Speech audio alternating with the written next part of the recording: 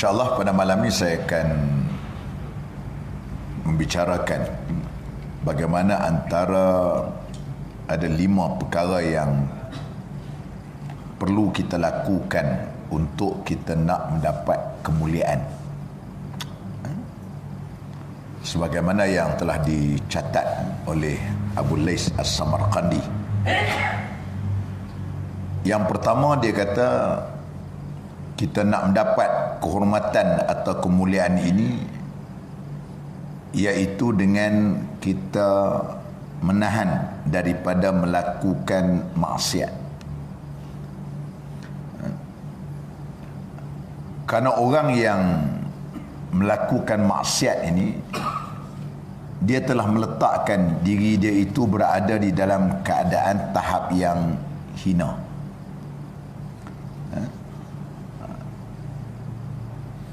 Oleh itulah, memang kita sebagai insan biasa yang bukannya merupakan makhluk yang maksum. Maksum ni Nabi ya. Kita ni manusia yang tidak dapat sunyi daripada kesalahan. Walaupun dia tahap wali sebagaimanapun, dia tetap ada kelemahan dia. Yang tidak ada sifat buruk, sifat kurang, cacat, celanya hanyalah ada kepada Nabi sallallahu alaihi wasallam. Karena mereka nak menjadi orang yang messenger ataupun sebagai utusan Allah Subhanahu wa taala ini, mereka perlu menjadi manusia yang perfect, sempurna. Kita kok mana pun tak dapat lari daripada kelemahan ataupun kecacatan. Ini biasa sebagai insan yang biasa. Walau bagaimanapun kita kena minimumkan. Orang panggil apa, nak zero defect. Tak ada langsung cacat celah tu impossible. Tidak boleh berlaku macam tu. Tetapi kita mesti kurangkan dia punya skala maksiat yang kita buat itu, mesti kita berusaha untuk kita nak kurangkan. Kerana orang yang menahan diri daripada melakukan maksiat ni tuan-tuan, mereka berada di dalam keadaan yang hina sebenarnya. Hina. Saya dulu ada pengalaman sikit masa saya duduk rumah sewa, masa saya belajar di Maktab Mahmud Al-Usta dulu, tingkatan 2, 3, saya duduk rumah sewa sana. Rumah sewa, ada anak tuan rumah saya ni memang kaki mabuk ni orang. Selalunya kalau malam minggunya kita bangun subuh besok tengok dia dengan geng-geng dia balik tidur berkelimpangan depan halaman rumah. Mungkin balik teksi dengan keadaan baju comot sebagainya. Artinya hidup mereka tu tak ubah seperti mana binatang. Mana keadaan yang hina, orang tengok pun hina. Kita tengok pun, kita pun tak suka tengok perbuatan orang yang macam tu. Orang lalang pun tengok langit apa matahari dah cerah, mereka tak bangun lagi. Hidup dalam keadaan yang semikian rupa. Tu contoh kita katakan orang melakukan maksiat. Sebab tu orang buat maksiat ni, dia orang yang tidak ada kemuliaan dalam diri dia sendiri. Oleh itu ada disebut oleh Ibn Qayyim Al-Jauzi, dia katakan orang yang melakukan maksiat ni, antaranya bahaya melakukan maksiat, yang pertama, dia diharamkan untuk memperolehi ilmu yang manfaat. Orang yang buat maksiat ni sebenarnya dia akan dapat menjauhkan diri dia daripada mendapat ilmu yang manfaat. Sebab tu tuan-tuan, kita tengok anak-anak kita yang belajar hafiz ataupun dia masuk kelas tahfiz, yang dulunya kita tengok pelopor kepada tahfiz sains yang dibuat oleh kerajaan Kelantan dulu. Sekarang ni dah ada beberapa sekolah-sekolah termasuk sekolah SMKA yang ada sekolah MRSM seperti mana Pulau Pinang, tak salah saya, di Terengganu satu, kemudian di Negeri Sembilan MRSM, SMKA dah ada beberapa sekolah, antaranya SMA Krian. Dia yang kita tengok memang budak-budak ni dia tingkatan 1, tingkatan 2 tu dia menghafal Quran. Budak-budak tingkatan 3 ni ngaji setahun waktu tu. Setahun, tapi dia boleh pick up kuat. Dan lepas itu pula kita tengok lepas dari SPM pun sama. Budak-budak banyak yang buat medik, perubatan, yang buat engineer, accountant, professional, course sebagainya. Saya nak kaitkan macam mana? Sudah tentulah bila nak menghafal Quran ni, dia antara bendanya ialah dia mesti tak buat maksiat. Kerana Quran ni tuan-tuan mukjizat. Mukjizat Quran ni, dia kadang-kadang cepat ingat, mudah lupa. Sebab tu nak menghafal ni zaman budak-budak, dia mudah menghafal. Pasal dia, sebab tu anak-anak orang Arab kita tengok 8 tahun 9 tahun hafal Quran dah. Dia antara bendanya ialah pasal budak-budak ni dia tak ada maksiat. Sebab tu budak-budak ni orang panggil anak syurga. Dia tak ada dosa. Saya boleh ingat ni waktu ngapa surah Sejadah dulu, Al-Insan, semuanya zaman sekolah. Zaman sekarang tak boleh lah. Pagi ya'lamun, petang ta'lamun. Bertukar habis. Kadang-kadang kita tengok bercampur dengan ayat-ayat lain semua tu. Pasal apa? Dosa banyak. Dulu kita budak-budak dosa tak banyak. Saya ingat waktu mengaji dulu, kebetulan saya mengaji di sekolah Batak Mahmud tu, dia semua bahasa Arab, semua fiqahnya, sejarah, tauhid bahasa Arab. So kalau sakat 50 muka surat tu ngapai semua daripada kulit yang kulit. Next soalan mana boleh jawab belakang. Sekarang tak boleh dah. Sekarang tak boleh dah. Pasal kita dosa banyak. Sebab tu orang yang buat maksiat ni dia sebenarnya dia dijauhkan daripada memperolehi ilmu. Memperolehi ilmu. Sebab dosa maksiat ni tadi. Pernah satu ketika Imam Syafi'i rahimahullah. Imam Syafi'i ni kira ialah orang genius, orang cerdik. Dia ni, itu pun dia terasa apa? Hafalan dia tu tak apa elok. Sehingga dia pergi mengadu kepada guru dia, Waqi'.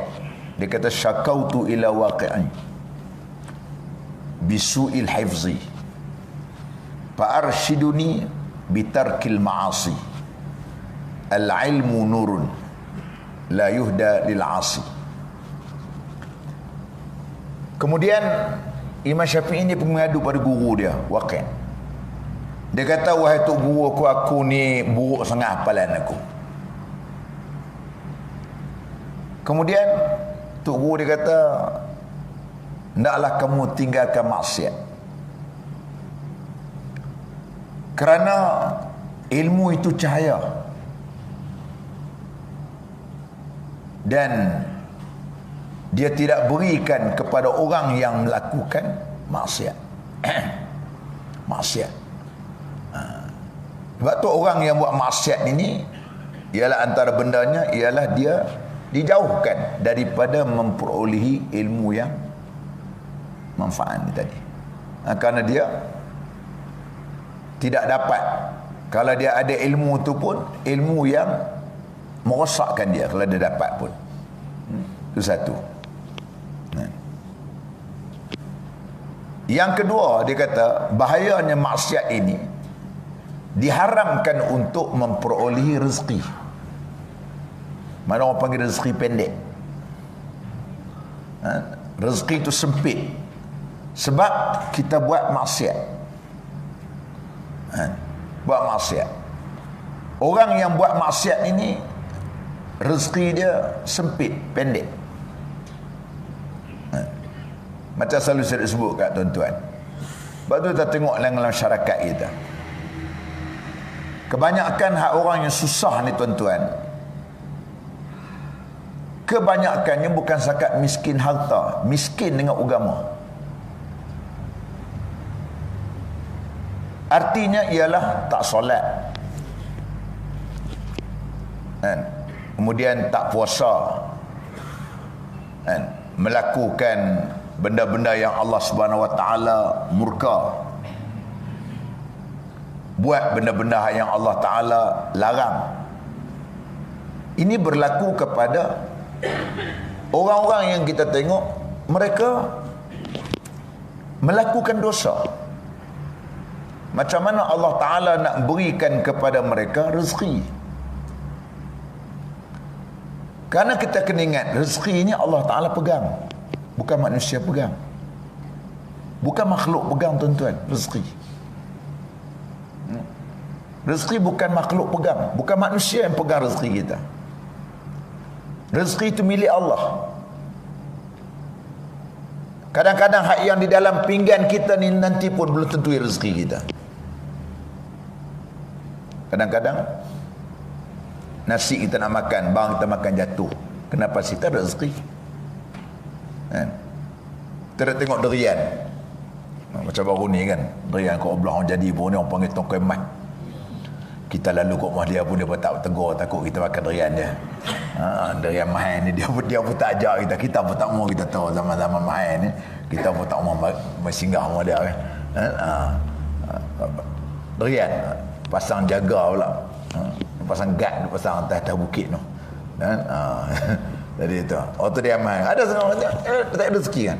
Kadang-kadang tengok satu dahan sampai 3-4 atis, tiba-tiba dengan takdir Allah Ta'ala reban jatuh buah tu atau merekah kita katakan, tak ada rezeki. Yang padahal rezeki ada. Sebab tu kita katakan rezeki ni Tuhan pegang. Sama juga duit dalam kocek kita RM50, belum tentu duit kita, belum tentu. Kadang-kadang balik lagi anak sakit, pergi klinik, tak ada rezeki kita. Oleh itulah kita katakan orang yang buat maksiat ini dia dijauhkan daripada dapat rezeki. Allah Ta'ala sebut dalam Quran dah, wa man yattaqillaha yaj'al lahu makhraja wa yarzuqhu min haitsu la yahtasib. Siapa yang bertakwa kepada Allah, takut dengan Allah Ta'ala, Allah Ta'ala akan berikan kepada jalan keluar dan memberikan rezeki yang tak disangka-sangka. Sebab tu kita ni nak rezeki murah, ialah kita mesti bertakwa, beriman dengan Allah, jauh daripada maksiat. Kalau kita melakukan maksiat kepada Allah Ta'ala, rezeki sempit tuan-tuan. Waktu tuan-tuan tengok, walaupun dia kadang-kadang bekerja buruh kasar, niaga kecil-kecilan, dia pula sembahyang tak tinggal, kaki masjid, orang yang baik, soleh. Tuan-tuan tengok senang dia, senang. Walaupun sedikit, barakah tu ada. Ada yang banyak pendapatan, suami isteri berpuluh ribu, tapi hidup sebut sempit hidup itu. Sempit hidup kan. Kita pun tengok duit tak mana, duit tak mana. Saya ada kawan saya seorang, guru besar sekolah, saya tak pejil ni. Saya pun heran yang dia ni duk utang duit atas ceruk. Kau tahan duit tak mana? Besar, dia graduate, dia senior saya pun. Utang atas ceruk, pakai kereta buruk ya. Saya tak tahu, saya tak cek sama ada dia main judi ke apa benda kan. Tak cek kan. Jadi pelik lah. Dia hutang saya, dia bagi dia hutang dia tu. Macam kita terkenal dia bagi tahu kau orang ni. Tapi dah kawan ni tak bagi pun kawan lama sekolah hari. Sekolah hari. Sempit dia kata aku sangkut kereta dia tu. Malu juga kalau nanti kereta orang tarik aku besar. Bagi saya ingat 2,500 dia kata nak bagi patut nak selesai baru ni awal tahun bulan 12, awal tahun 2019 lah masuk 2020 lah. Ada saya jadi kita tak apalah kalau aku mati aku halal lah apa jangan nak sebut nak ceritanya saya kata mungkin tak berkat hidup. Tak berkat, mungkin tak berkat saya pada simpulan saya tak pasti dia tu buat apa. Saya dulu ada seorang kawan masa saya di ITM seorang pensyarah. Sama juga ni kaki judi tu soal lain lah. Judi kan dia senior daripada saya, bergaji lebih tinggi daripada saya waktu tu. Duk sempit duit panjang hutang kata. Itu masalah dia kaki judi. Tu soal lain ni saya tahu lah ni masalah. Sebab tu bila kita buat maksiat ni tuan-tuan tak cukup. Orang yang buat maksiat ni tak mulia. Akhirnya dia menjadi orang yang hina. Kerana dia diharamkan daripada untuk mendapat rezeki yang luas. Dalam rezeki yang luas. Tidak ada makna apabila kita, sebab itulah kita katakan rezeki ni walaupun sedikit biar berkat. Kalau banyak tak berkat tak jadi. Kita hendak supaya kita berkat. Sebab tu kita minta doa kepada Allah, marzuqna rizqan halalan tayyiba wasi'an. Minta kepada Allah Ta'ala rezeki yang baik, berkat lah. Rezeki yang halal dan rezeki yang baik, luas. Yang tu yang kita minta. Kita tak nak walaupun rezeki kita banyak tapi tak berkat, tak ada mana. Yang penting kepada kita ialah barakah. Itu yang paling kita hendak. Ini yang kita hendak. Supaya apa yang kita makan tadi ialah memberikan kepada kita itu barakah. Oleh itulah kita ni tak boleh. Dan kadang kita katakan bab rezeki Allah Ta'ala tanya kita,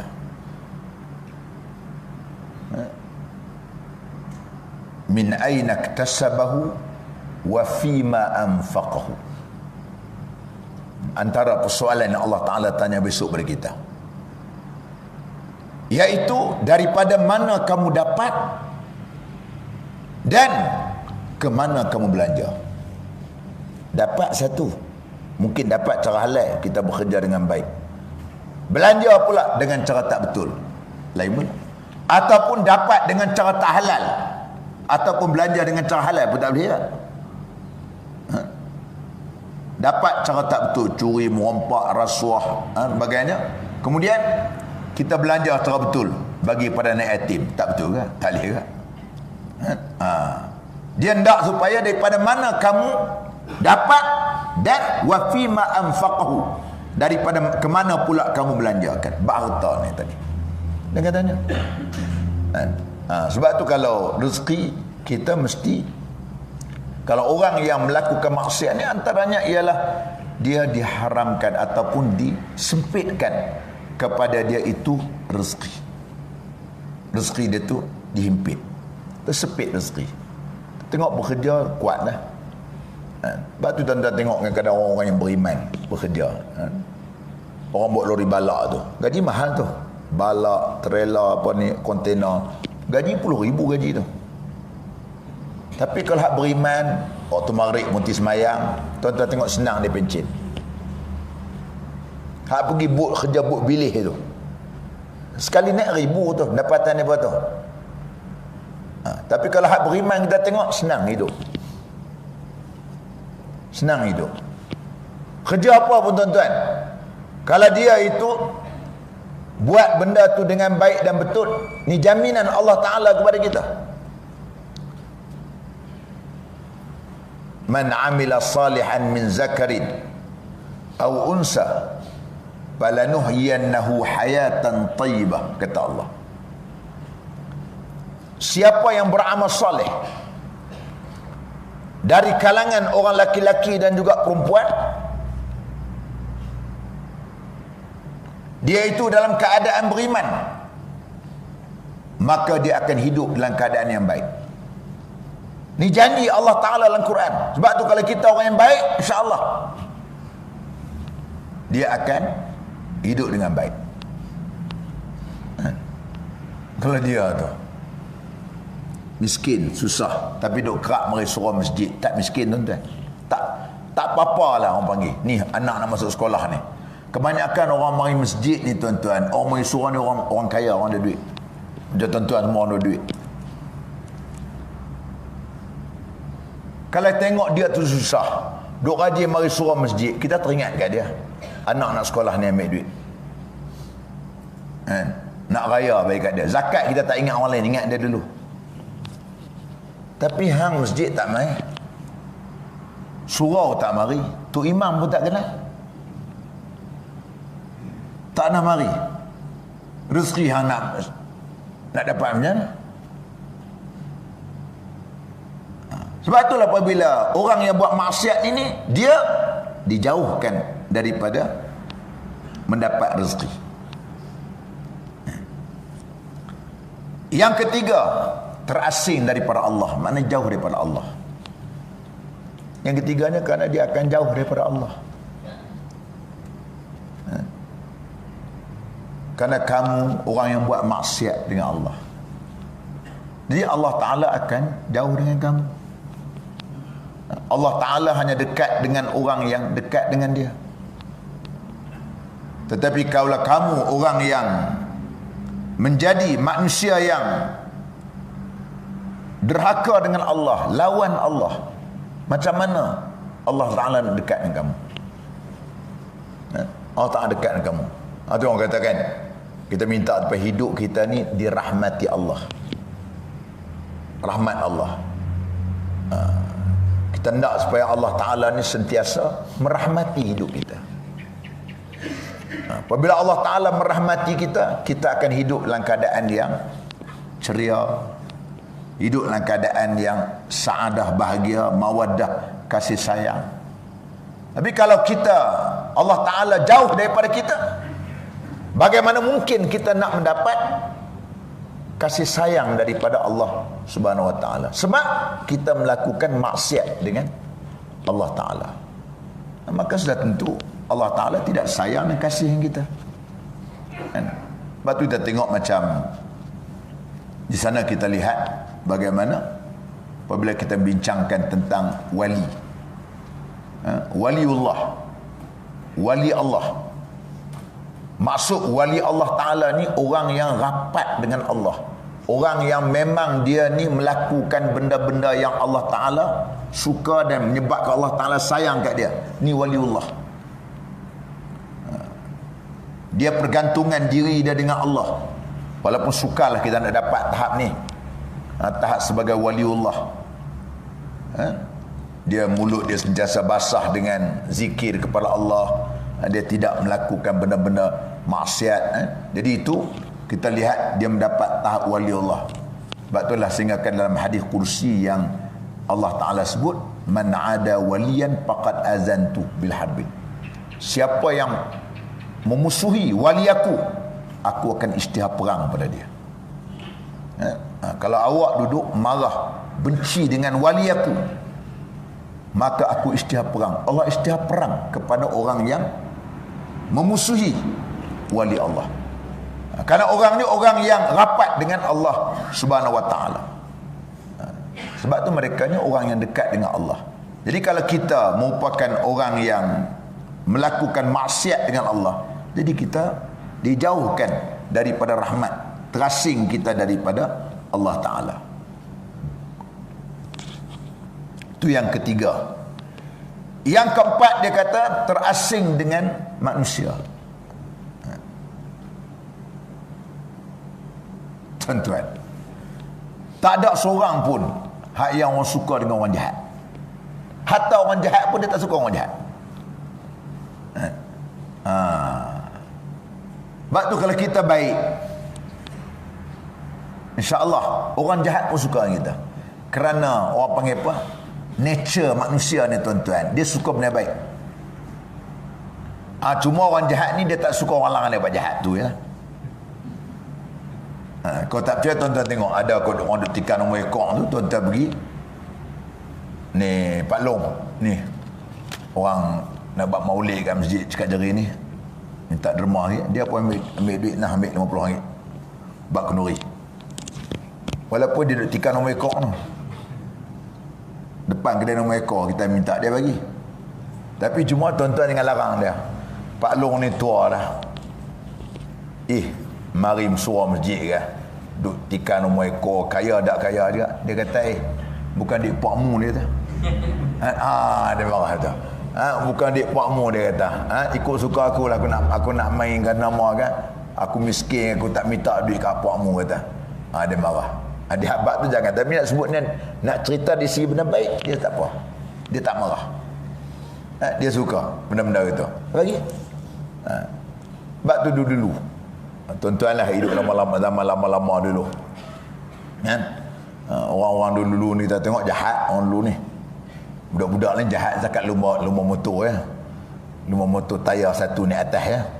Sampai Jepun pun heran. Jepun menyesal, dia kata kami buat tayar dua motor, patut buat tayar satu kan. Orang dulu jahat-jahat kita tengok. Dia kacau bini orang, naik khabat rumah orang dulu ni. Kita tengok orang budak ni tak kacau benda itu. Tapi tuan-tuan tengok, kalau di kampung tu ada tok guru, ada pondok, dia tak masuk. Pasal apa kampung tu amat tak masuk? Aku malu kat tok guru tu. Padahal tok guru tak kenal dia pun. Dia memang dia segan, dia malu itu. Walaupun dia jahat. Sama juga walaupun pak dia tu kaki nombor ekor. Tapi kalau dia tengok ada anak dia nombor ekor, dia sepak anak dia tu.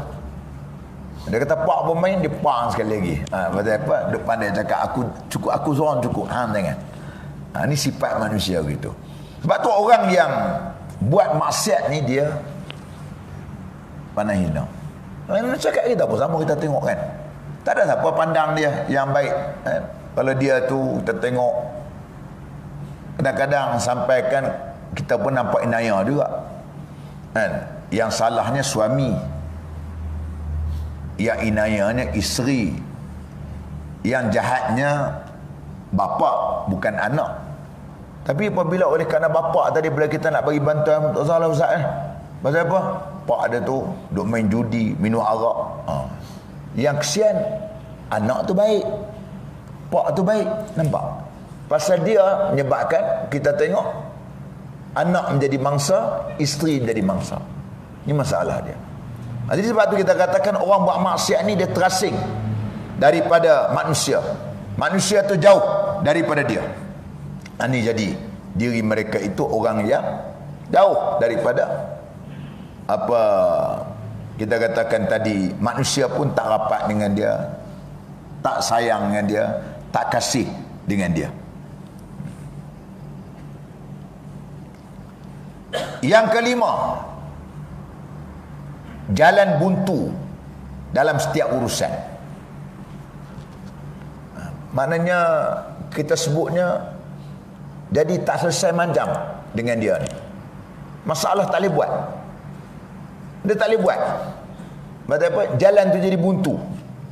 Dalam setiap urusan yang dia nak buat jam. Dia berniaga tak jadi, dia buat pertanian dia tak jadi, dia buat kolam ikan tak jadi, dia buat kontrak tak jadi, dia buat semua benda tak jadi belaka. Sebab dia melakukan maksiat dengan Allah Ta'ala. Melakukan maksiat Allah Ta'ala, maka menyebabkan dia semua benda tak menjadi, tak jadi gitu. Kita pun kadang-kadang sebab tu tuan-tuan,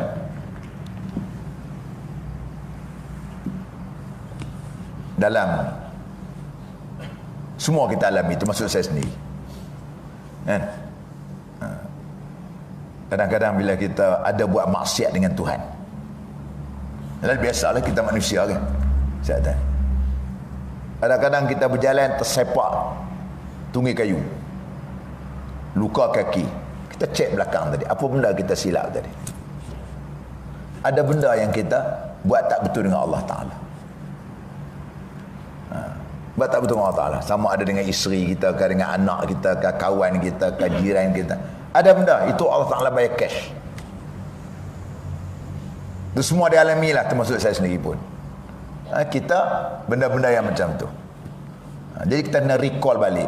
Apa yang berlaku itu ialah akibat daripada kita melakukan dosa dengan Allah Ta'ala. Sebab tu, kalau ketika kita semayang untuk istisqa, minta hujan, terutamanya apabila hujan yang tidak turun menyebabkan kemarau panjang, memang sunat kita semayang istisqa ni di tengah padang. Dia punya sunnah dia buat tengah padang. Kita semayang minta hujan. Antaranya banyak memang kita minta supaya orang penduduk itu semua bertaubat kepada Allah.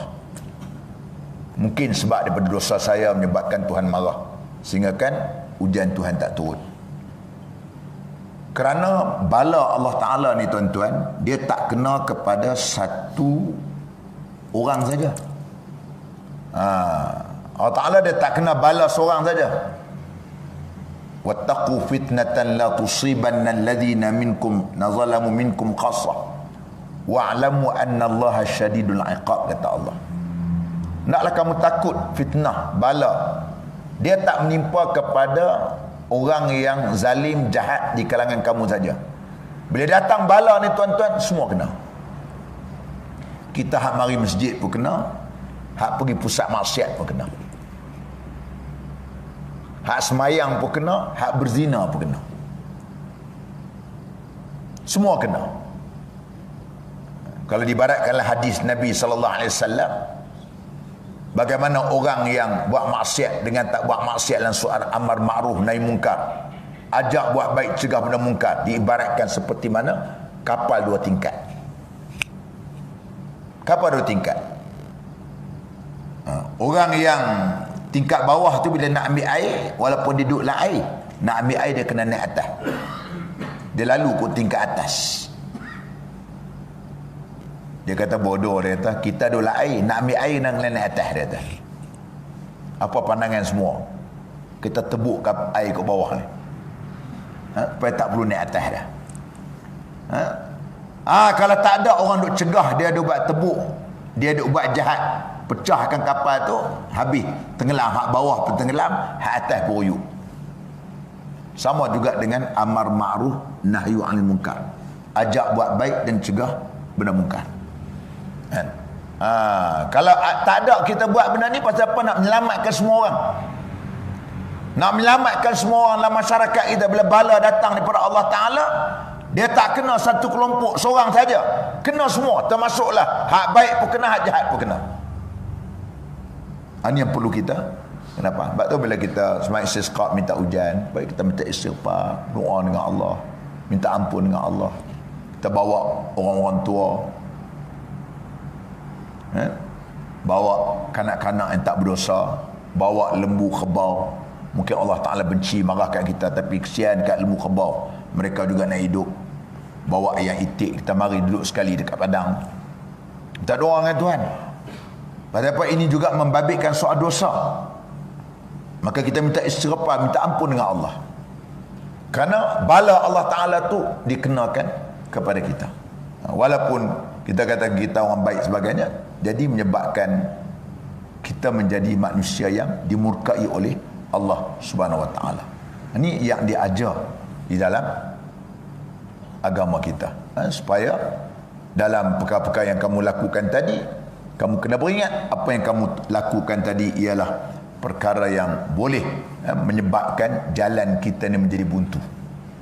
Sebab tu apabila apa benda urusan kita ni jadi buntu tuan-tuan, kita istighfar banyak-banyak, kita bertaubat banyak-banyak, dan kita minta ampun dengan Allah Ta'ala banyak-banyak.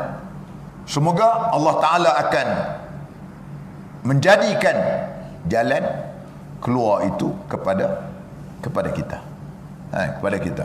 Kalau dengan sebab kita tak nak, dengan sebab maksiat yang kita buat, menjadikan jalan urusan kita tu tadi tak tercapai. Yang keenam dia kata, iaitu berlakunya kegelapan hati.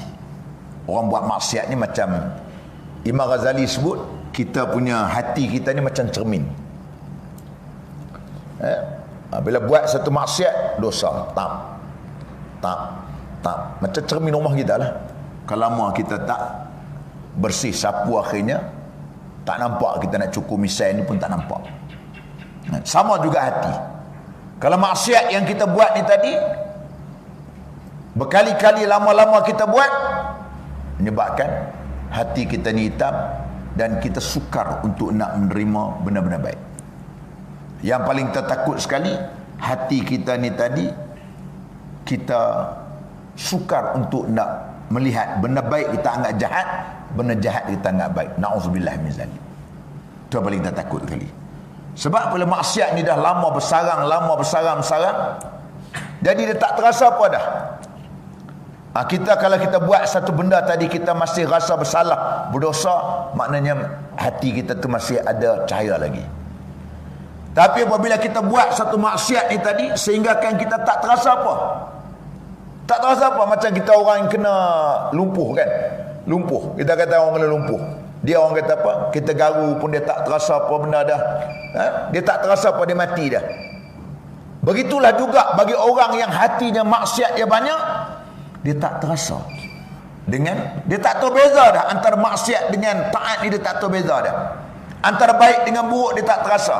Antara benda pahala dengan dosa dia tak terasa. Na'udzubillah. Ini akibat daripada dia. Apabila kita melakukan dosa, itulah yang berlaku pada kita, tuan-tuan. Itu yang menjadikan kadang-kadang hati kita gelap ni tadi, kita suka untuk menghafal. Itu benda yang kita tengok. Yang ketujuh, melemahkan hati kita untuk berbuat ibadat. Ini satu lagi ialah menjadikan hati kita itu lemah untuk beribadat.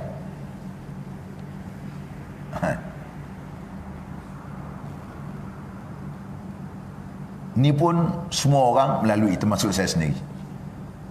Kadang-kadang kita tengok, kita berazam nak bangun tahajud malam ni, kita kata. Tapi kadang-kadang kita terlepas. Cuba kita cek, ada benda yang kita tak betul dengan Tuhan tadi. Sebab belum kita tidur tadi, mungkin kita buat benda-benda hak tak elok, benda-benda hak Tuhan marah, mungkar, menjadikan hati kita berat untuk nak bangun buat benda-benda baik. Itu tahajud. Kadang-kadang lebih dahsyat lagi, subuh pun tak terjaga. Akibat daripada ini ada kaitan dengan maksiat yang kita lakukan. Jadi berat kita nak buat. Kita kunci jam dah, sampai habis bateri, tak jaga lagi. Punya dahsyat. Pasal apa? Pasal maksiat jadikan kita berat. Berat kita nak buat. Bapak tengok. Ni saya cakap ni sebagai orang kata atas pengalaman kita sebagai manusia. Walaupun kita bicara bab ni bukan berarti saya perfect, saya tak tinggal maksiat ni. Artinya kita bercakap benda ni, ada benda yang kadang-kadang lemah. Dia lemah, berat tau. Kadang-kadang orang nak panggil ceramah, nak panggil kuliah, pasal berat nak mari. Cuba cek amalan. Cuba cek amalan kita. Ada amalan yang ada benda aku buat tadi, benda tak betul dengan Tuhan, yang menjadikan aku berat sangat hati aku nak buat, yang menjadikan hatiku berat sangat aku nak bangun subuh, yang menjadikan hatiku berat sangat aku nak melakukan tahajud. Sebab maksiat yang kita lakukan dengan Allah Subhanahu Wa Taala tadi menjadikan kita orang yang lemah hati kita untuk buat benda ibadat tadi. Ini umat adat tadi. Jadi kita tengok ini benda-benda yang kita dapat lihat apabila kita melakukan maksiat, jadikan hati kita ni sukar untuk membuat benda-benda yang baik. Kerana itu semua, tuan-tuan, dia memang benda yang kita nak buat ni benda yang bersangkutan dengan hati, kehendak kita sendiri, bukan benda boleh paksa. Benda paksa tak boleh paksa. Kadang-kadang kita ringan nak mari sembahyang jemaah di masjid. Ada hari yang kita malas mari sembahyang. Maaf. Ada hari. Cuba cek pasal apa kita malas hari tu. Ada hari kita rajin, hujan pun kita mari. Hari tu punya baik punya. Hati kita baik sikit dengan Tuhan. Maksiat kita kurang dengan Allah Ta'ala. Ada hari kita semangat. Semua kaitan dengan maksiat kita dengan Allah Subhanahu Wa Ta'ala. Dan yang akhir sekali disebut adalah orang yang melakukan maksiat ni pendek umur. Orang yang pendek umur. Yalah, apabila pendek umur ni memang apabila buat maksiat macam melakukan zina. Salah satunya mungkin penyakit AIDS, penyakit seplis, penyakit apa yang Allah Ta'ala marah ni tadi, akibat punca itu. Semua kesihatan yang tidak baik.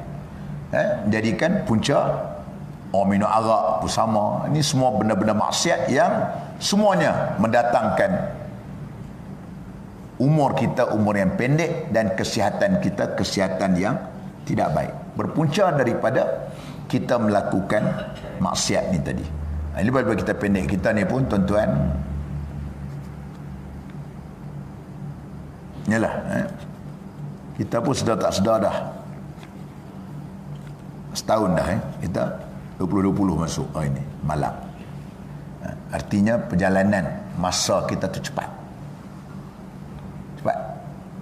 Kita pun tak tahu bila kita nak meninggal. Nak meninggal.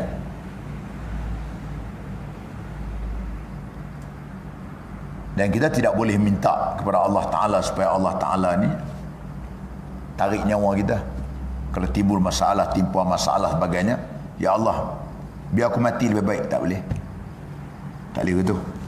Tak boleh kita minta kepada Allah Ta'ala supaya Allah Ta'ala tarik nyawa kita. Tak boleh, berdosa. Kita tak boleh. Cumanya kalau gitu kita hanyalah boleh minta kepada Allah Ta'ala. Bagaimana Allah mahyini, ya Allah Tuhanku, hidupkanlah aku. Ma kanatil hayatu khairan li. Sekiranya hidup itu lebih baik padaku. Dan watawaffani, matikanlah aku iza kanatil wafat. Sekiranya mati itu lebih baik bagi aku. Jadi kita minta kepada Allah Subhanahu Wa Taala macam tu tak apa, tapi jangan kita duduk ada timpa masalah sebagainya kita minta kepada Allah Ta'ala cabut nyawa kita. Tak boleh. Kadang-kadang tuan-tuan, Allah Ta'ala dia menimpa satu musibah kepada kita itu, kita kena ingat ianya mempunyai kaitan kita dengan kita beriman dengan qada dan qadar. Kerana di antara rukun iman kita percaya dengan qada dan qadar, ketentuan Allah Ta'ala, qada dan qadar. Kita ni manusia ni hanya boleh tadbir. Takdir Allah Ta'ala tentukan. Tadbir, kita buat kereta elok, tak makan jalan orang, tadbir lah tu. Buat kereta elok, brek elok, tayar elok, semua elok belakang, itu tadbir. Takdir, orang sebelah mari langgar kita, itu takdir. Itu kita tak tahu. Itu bukan daripada penguasaan kita punya. Dan kita sebagai orang beriman, setiap apa yang berlaku itu ada hikmah yang tersurat dan tersirat. Itu kita kena percaya begitu. Dan kita juga, kalau bagaimana disebutlah hadis Nabi, kalau kita dipanjangkan umur oleh Allah Subhanahu Wa Taala, fala'allahu yazdad, semoga Allah Ta'ala memanjangkan, membanyakkan amal kita. Kalau Allah Ta'ala panjangkan umur kita, tujuannya apa dia? Untuk nak menambahkan akaun amalan baik kita. Mungkin waktu muda-muda tak sempat nak buat, nak buat dulu. Waktu muda-muda kita enjoy semayang dak, puasa dak dulu. Kira cakap jeri batu 7 kita pegang lah. Kayak Samsin kami kan, waktu tu masuk kedai pun tak bayar kedai kopi. Kalau tuan kedai minta sikit, lempar kalih meja punya Samsin, mari tua tak larat. Kita kata tak apalah tu, habis khalas. Tapi dia banyakkan amalan dia, tak apa. Macam orang kata kakak belakang tu, tu dulu anak kecil-kecil semayang bukan kadang tak ketahuan. Kadang-kadang semayang pun tak ketahuan, kadang-kadang tak terbuat, terlepas begitu, kadang-kadang ada kan, dengan kadang-kadang orang panggil apa, najis budak-budak macam-macam lah kita katakan. Tak apalah, yazdad, beri peluang kepada kita untuk tambah kita punya amalan kita. Kalau panjang umur, kebetulan kita ni orang yang muhsinan, orang yang baik, fala'allahu yazdad, maka kita diberi peluang kepada kita untuk menambahkan amalan. Kalau kita pula terdiri dari kalangan musian, orang yang jahat. Jahat. Jahat kita kata tadi, muda-muda enjoy jahat tadi nak. Tapi fala'allahu yasta'tibu. Memberi peluang kepada dia untuk bertaubat. Tak apa. Dinilai ni macam saya sebut selalu. Amalan kita ni tuan-tuan, dinilai ni di ujung, bukan awal. Innamal a'malu bil khawatim. Setiap amalan itu dinilainya di ujung, bukan awal. Tak apa, di ujung. Beri peluang, tak apa, lepas-lepas. Dah Allah Ta'ala beri peluang pada kita. Kita bertaubat jadi ahli masjid. Orang yang bertaubat pada Allah Ta'ala, insaf dengan Allah Ta'ala, kembali jalan Allah Ta'ala. Kita hari ini dah yakin, percaya dengan Allah Ta'ala. Dulu kita tak apa yakin dengan Allah Ta'ala, tak yakin dengan Islam, kan tak yakin. Jadi tak apa, beri peluang kepada kita di akhir hayat. Yasta'tibu, beri peluang kepada kamu untuk kamu bertaubat. Itu maksud dia. Apabila Allah Ta'ala bagi kepada umur panjang kepada kita untuk menambahkan akaun amalan baik, dan kita memberi peluang kepada kita kalau kita dulunya jahat. Itu saja. Itu yang paling penting kepada kita, ya. Jadi sebab tu tuan-tuan, apa yang Allah Subhanahu Wa Taala gariskan, Nabi telah pun tunjuk pada kita, kita berpandukan kepada apa yang ditunjukkan tadi. Wallahu a'lam. Aqulu qawli hadza wa astaghfirullahal azim li wa lakum. Wassalamu alaikum warahmatullahi wabarakatuh. Ada soalan?